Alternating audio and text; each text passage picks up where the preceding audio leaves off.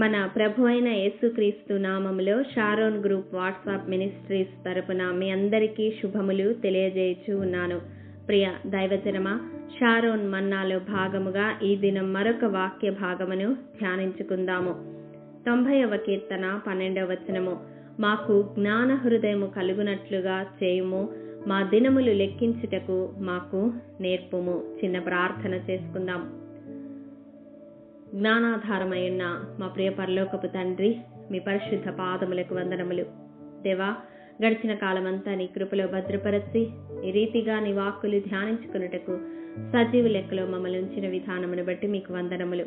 దేవా, నీ వాక్యమును విత్తనై ఉండగా నా నోట మీ మాటలు ఉంచి వినగలిగిన చెవిని, గ్రహించగలిగిన హృదయాన్ని మాలో ప్రతి ఒక్కరికి దయచేసి సమస్త ఘనత, మహిమ, ప్రభావములు మీరు మాత్రమే పొందుకొనమని యేసు అతి పరిశుద్ధ నామం పేరట అడిగి పొందుకొని నాము తండ్రి, ఆమేన్.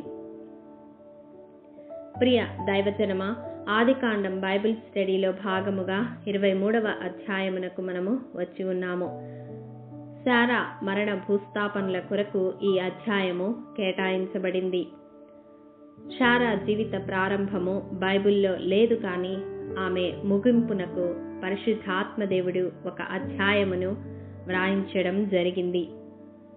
ప్రియ సహోదరుడా, సహోదరి, ఈ నూతన సంవత్సరం అనే దయాకిరీటమును పొందిన మనమందరము దేవునికి కృతజ్ఞత కలిగి మన పట్ల దేవుడు ఒక ప్రణాళిక కలిగి ఉన్నాడని గ్రహించి జ్ఞానముతో మన దినములు లెక్కించుటకు నేర్చుకోవాలి. నరుని ఆయుష్కాలము 70 సంవత్సరములు, అధిక బలమున్న ఎడల 80 సంవత్సరములని వాక్యము సెలవిస్తూ ఉంది. మరి మన ఆయుష్కాలము ఎంత ఉన్నదో మనము ఎరుగము, కానీ దేవుడు అనుగ్రహించిన ఈ సంవత్సరమును మనము మన జీవితాలను దేవుని చేతిలో పెట్టినట్లయితే మన ముగింపు కూడా దేవుడు ఘనముగా ఉండేలా ఆశీర్వదిస్తాడు. మనిషి జీవిత ప్రారంభము మనిషి చేతిలో ఉండదు. ఎక్కడ పుడతాడు, ఏ పరిస్థితుల మధ్య పెరుగుతాడు, ఇలాంటివన్నీ మనిషి చేతిలో ఉండవు. కానీ మనిషి ముగింపు అతని చేతిలోనే ఉంటుంది. అది ఘనముగా ఉండాలంటే యేసయ్య చేతిలో పెట్టాలి. మన జీవితాన్ని సజీవ యాగముగా దేవునికి సమర్పించుకోవాలి. అప్పుడు దేవుడు మన జీవితాలను మలచి ఘనముగా ముగించేలా తన కృపను అనుగ్రహిస్తాడు. పరిశుద్ధ గ్రంథములో ఇలాంటి వ్యక్తులు ఎంతో మంది మనకు తారసపడతారు. అబ్రహాము విశ్వాసులకు తండ్రిగా, యాకోబు ఇశ్రాయేలుగా, రూతు క్రీస్తు వంశావళిలో స్థానము పొందిన స్త్రీగా, గొర్రెల కాపరి అయిన దావీదు మహారాజుగా, హింసకుడైన సౌలు అపోస్తలుడైన పౌలుగా వారి జీవితాన్ని ముగించడం మనమందరము ఎరిగి ఉన్నాము.